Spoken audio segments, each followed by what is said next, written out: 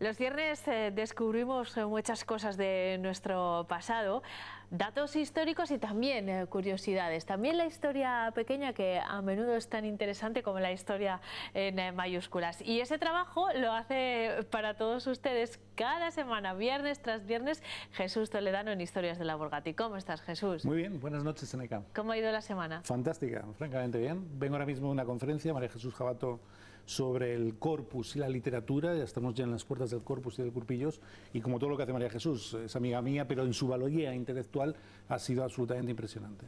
Qué bien, siempre estás en todos los... Iba a decir saraos, pero saraos es más frívolo. Jesús es más de cosas intelectuales, más profundas, ¿eh? Bueno, no te pierdes ni una. Hay que hacer de todo, pero en este caso, quien era la conferenciante, desde luego que ya me inclinaba a ir. Y además el tema es un tema muy importante. El Corpus en Burgos tuvo un papel preponderante durante muchísimo tiempo, y en ese sentido se trata en los últimos años de relanzar precisamente. Hemos empezado el programa hablando del colacho y de esa tradición tan antigua de Castrillo de Murcia, y hemos hablado también del Corpus. Es de los pocos sitios donde la festividad se mantiene, porque en la mayoría se ha trasladado al domingo, bueno, pues por cuestiones de, pues básicamente laborales en realidad. Ya no es jornada festiva, así que la celebración religiosa también se ha cambiado. Vamos al lío, Jesús, que nosotros enseguida empezamos aquí a charlar y se nos va el tiempo, que tenemos muchas cosas interesantes de las que hablar. Este fin de semana se celebra una de esas citas también muy tradicionales y para la ciudad importantísima. Bueno, tradicional no es, realmente se celebra como tal con esta romería desde 1994, cuando comenzó precisamente la rehabilitación del castillo. Pero sí que es cierto que, y lo vamos a justificar, ancla su fundamento en lo que fue la devoción mariana para una virgen, la Virgen Blanca. Cuando hablo de devoción mariana, la estoy equiparante a los grandes santuarios, al Candelaria, al Pilar, a todo lo que es el circuito de grandes manifestaciones marianas a lo largo de la península. Esa precisamente la tuvo a partir del siglo XVI la Virgen Blanca. Por lo tanto, estamos dando peso específico a una celebración que en este caso, a partir de 1994, se sustancia en una romería, pero que desde luego ancla sus justificaciones en el tiempo. Y fíjate, lo vamos a hacer a partir de un trabajo de Domingo Orgueta. Ya estamos viendo imágenes de la topografía, de lo que son algunos de las referencias que tenemos de aquella iglesia de la Virgen Blanca, que no hemos conocido, pero que Domingo Orgueta, que era un navarro que vino destinado a Burgos y dejó unos pozos, unos trabajos intelectuales importantes e históricos, nos justifica y nos hace relación. Fíjate, algunas de esas representaciones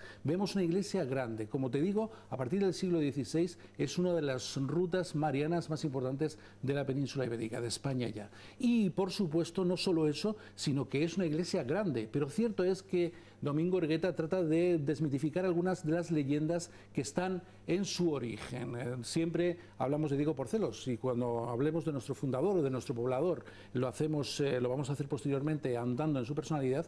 Lo hacemos en este caso porque la Virgen Blanca se traslada a través de la tradición oral, que se le aparece a una de sus hijas, en este caso a una de sus hijas que se llama Blanca, y que eso hace que precisamente la Virgen se llame la Virgen Blanca. Y Domingo Orgueta dice que precisamente eso hay que desmontarlo, porque la tradición mariana en España nos habla de que las vírgenes cogen el nombre casi siempre de las condiciones físicas donde se aparecen, y en torno a las apariciones también hay mucha geografía, y por supuesto habría que relativizarlo. Pero él dice, no tiene que ver con el nombre de la hija de Diego Porcelos, sino con la cavidad en la que posiblemente estuviera. Quizá una cueva que luego también nos relaciona con los franceses, en cuanto a que fueron los que la colmataron y que ya dejó de existir.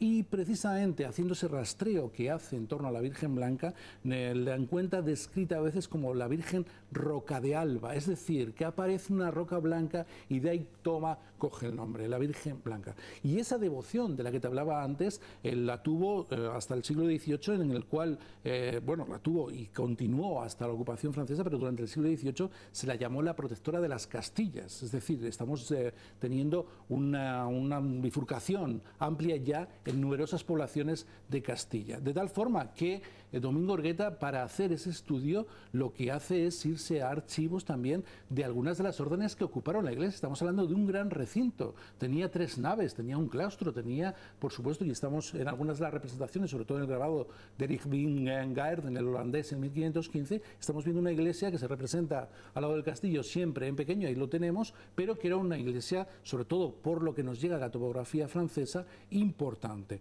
Y desde luego en ella estuvieron algunas de las órdenes, las doroteas, las agustinas. Estamos viendo cómo había un clero interior, había un clero importante. Y Domingo Orgueta encuentra un rastro importante también en lo que es la iglesia de San Andrés, casi siempre unida a la de la Blanca. Y Domingo refleja cómo la iglesia de San Andrés no tiene casi ni lo que son los instrumentos sacramentales para oficiar misa, la tiene que tomar de la Virgen Blanca. Estamos viendo cómo esa es una de lo que son las devociones más amplias, más importantes de nuestra ciudad.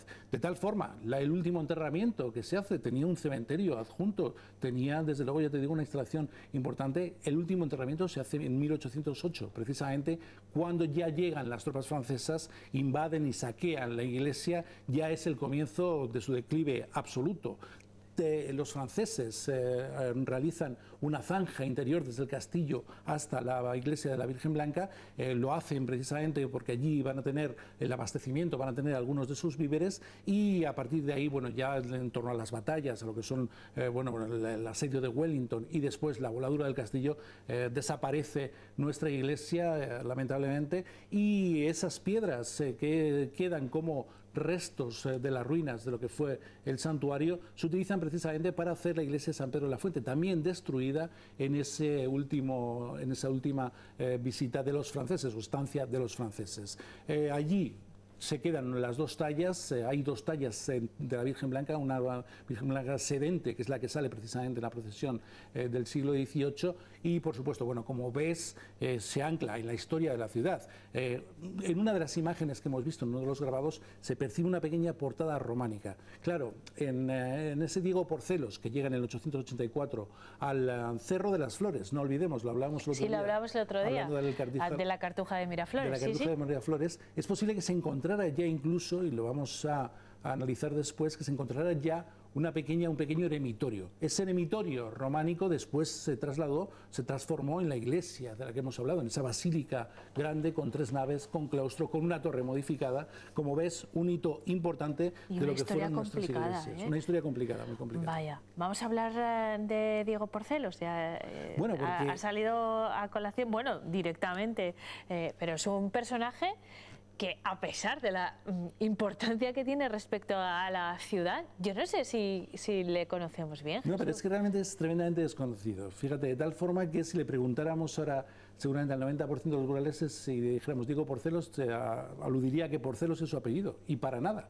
Porcelos es un apelativo, es un mote. Él es Diego Rodríguez Porcelos, que además se le atribuye un siglo después, cuando se empieza a hablar de todas estas leyendas y cuando se empieza a hablar de lo que es la repoblación, de lo que es la reconquista. Por lo tanto, ese Porcelos precisamente nos induce a pensar, no sabemos exactamente la fecha de su nacimiento, que pueda haber nacido en San Millán de Porceli, cerca de Miranda de Ebro, o en San Juan de Porcelo, cerca de Santovenia de Oca. Pero también hay algunas fuentes que lo ubican en un pueblo que se llama Porcellos, al lado de Gijón, o que, yo es la que menos fiabilidad doy, o que sea un adjetivo de proceloso, que alude precisamente a la fuerza, a lo que era su instinto en la batalla, en la repoblación ante los moros. Es un personaje tremendamente desconocido, de tal forma que además, cuando le ubicamos en el Cerro de las Flores en 884, fundando nuestra ciudad, no sabemos si la funda o la puebla. Seguramente el texto de lo que son los anales castellanos primeros. ¿Que había un asentamiento previo? Podía haber un asentamiento previo, que de hecho recibió alguna de las racias árabes, de las aceifas árabes, posiblemente en el 862, aniquilando y quemando la poca población que había. Y lo que él sí que hizo ya en el 884, por mandato de Alfonso III, rey Astur, al cual había servido en la guerra civil Astur precisamente, y eso hizo que tanto a su padre, poblador de Amaya, como a él les nombrara condes castellanos. Su padre fue el primer conde castellano y Diego Rodríguez fue el segundo conde castellano. Jesús, te voy a preguntar una cosa que te va a parecer una tontería, pero a mí no. ¿En qué mes ocurrió eso? Porque el año lo sabemos, pero ¿en qué mes? Marzo, el 2 de marzo es... ¿Y hacía bueno ese día o no soplaba el norte? Bueno, no, esos datos realmente... Porque la ubicación, si soplaba el norte, no estuvo muy atinado. No estuvo muy atinado, pero date cuenta que sí, como corredor de lo que era lo que se trataba de proteger. Claro, sí, estratégicamente el Valle del Ebro fantástico. nuestra ciudad nace como un castro defensivo y en ese sentido es la torre vigía que va a permitir que esas incursiones desde el Valle del Ebro de los árabes puedan ser, sobre todo por la zona de San Esteban de Gormaz. El conde Diego Rodríguez Porcelos había estado batallando en la batalla de Briviesca o en la batalla de Pancorbo y luego precisamente también lo vamos a unir, o lo unimos ya, con lo que te hablaban el otro día, de la Virgen de los Mártires. Realmente, en torno a los 200 mártires de Cardeña no hay una certificación histórica. Son más las fuentes que ni siquiera lo tratan que las que nos hablan de esos 200 mártires. Pero... Ahora seguimos hablando de esos mártires de Cardeña, del fundador de la ciudad y de algunas cosas más que tenemos preparadas, pero tenemos que hacer una pausa, Jesús. Pues enseguida lo desarrollamos. Hasta ahora.